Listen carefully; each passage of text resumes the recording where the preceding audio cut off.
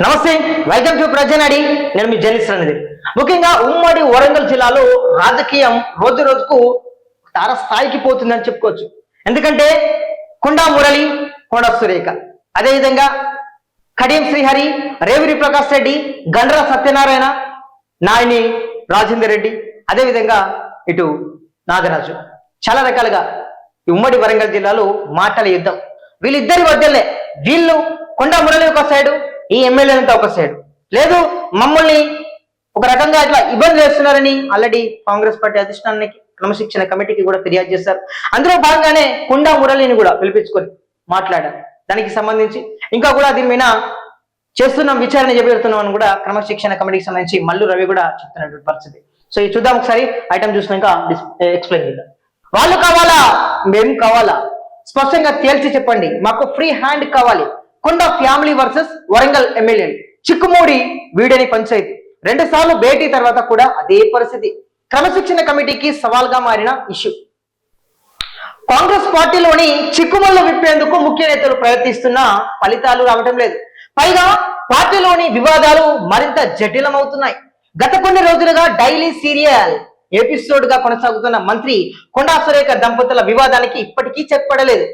ఇప్పటికే 2 సార్లు క్రమశిక్షణ కమిటీ ఇరు వర్గాలతో చర్చలు జరిపింది.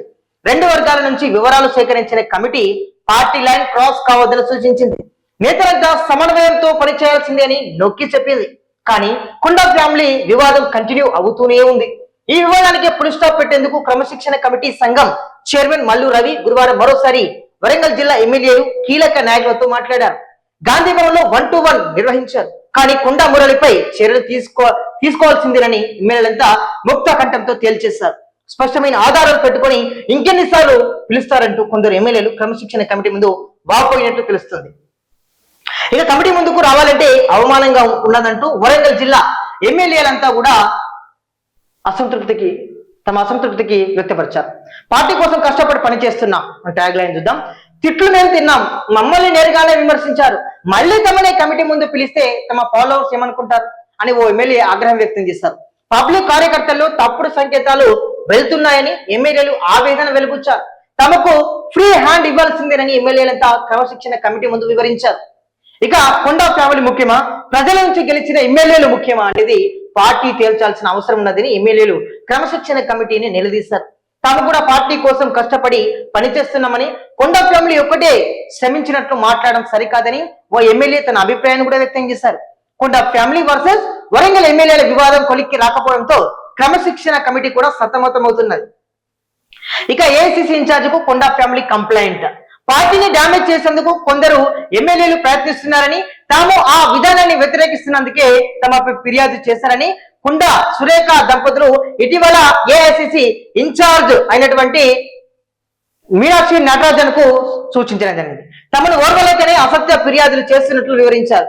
పూర్తి స్థాయిలో స్టడీ చేసి తాను నిర్ణయం తీసుకుంటానని ఇన్ఛార్జ్ మీనాక్షి నటరాజన్ గతంలో ప్రకటించారు. మొత్తానికి ఎమ్మెల్యేలంతా కూడా ఒక గర్వ ఉన్నట్టుగా తెలుస్తుంది. శాంపిల్ సేకరిస్తా, రిపోర్ట్ వచ్చాక సొల్యూషన్ ఇస్తా అని మల్లురావు అంటున్నాడు. నేను డాక్టర్ని, సమస్య ఏంటి అనేది పూర్తిగా తెలుసుకునే మందిస్తా, తప్పకుండా దీని మీద పరిష్కరిస్తా అని కూడా మల్లురావు అంటున్నాడు.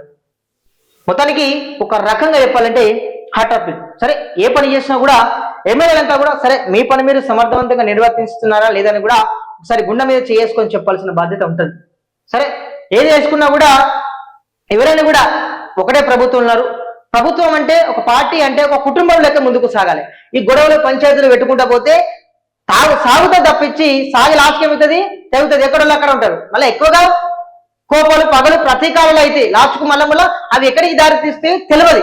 కాబట్టి దీనిపైన వాళ్ళని మరోసారి ఈ కొండా ఫ్యామిలీని వాళ్ళతో ఏదైనా మామూలుగా ఇట్లా ఉండాలో ఇట్లా ఉండదు, ఇట్లా ఉండాలి, మంచి కలిసిమెలిసి ఉండాలి, మన ప్రభుత్వం ఉన్నది, మన ప్రజల ప్రభుత్వం అని వాళ్ళు చెప్తుంది. ఆ క్రమశిక్షణ కాబట్టి ఏం చెప్తుంది అనేది కూడా ఉత్కంఠగా ఉండదు. ఎందుకంటే ఆల్రెడీ ఇప్పటికే 2-3 సార్లు పిలుచుకుంటా మాట్లాడుకుంటా ఎందుకు ఇదంతా ఏదో ఒకటి చర్యలు మామూలుగా వాళ్ళు తప్పు చేసిందా, వీళ్ళు తప్పు చేసిందా, వీళ్ళు తప్ప వాళ్ళ తప్ప ఒకసారి ఎంక్వైరీ చేయాలి. మీరు ఎంక్వైరీ చేసి కరెక్ట్ గా ఏదో ఒకటి వాళ్ళకు అది ఇస్తే అయిపోతుంది. ఒక సూచనలు సలహాలు ఒకటి ఏదో ఇస్తే అయిపోతుంది.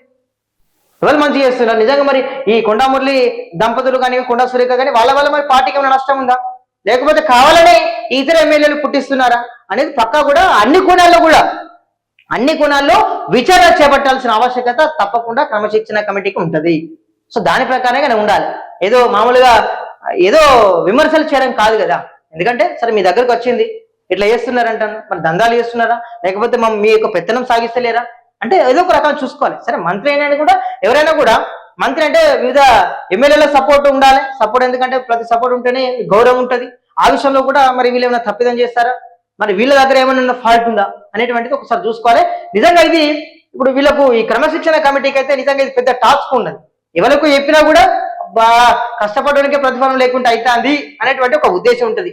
సరే తప్పు వాళ్ళదన్నా లేకపోతే వీళ్ళదన్నా ఎవరికైనా కూడా వీళ్ళదంటే వాళ్ళకు వాళ్ళంటే వీళ్ళకు లాస్ట్కు చిక్కుముడిగా వీళ్ళకు క్రమశిక్షణ కమిటీకి అయితే ఉన్నది. సో మొత్తం చిక్కు మరి ముడిని విప్పుతారా లేదా, మరి విప్పి ఏం చేస్తారు అనేది వేచి చూడాల్సిందే. మొత్తానికైతే హాట్ గానే వరంగల్ ఉంది. కొండ మురళి, కొండ సురేఖ వర్సెస్ ఇతర ఎమ్మెల్యేలు. సుధా మరి వాళ్లకు మరి క్రమశిక్షణ కమిటీ ఏం చెప్తుంది, వీళ్ళకేం చెప్తుంది, పార్టీని ఎలా ముందుకు వెళ్ళాలని చెప్తుంది. మరి స్థానిక సంస్థలు వస్తున్నాయి, మీరు ఇట్టనే నిలబెట్టుకుంటే స్థానిక సంస్థలు దెబ్బ పడేటువంటి అవకాశం ఉన్నదా లేదా, లేకపోతే ఎక్కడ చేయాలనేటువంటి విషయాన్ని అయితే చెప్పేటువంటి అవకాశం అయితే కనిపిస్తాం. సో చూస్తానండి ప్రజానండి. Thank you so much.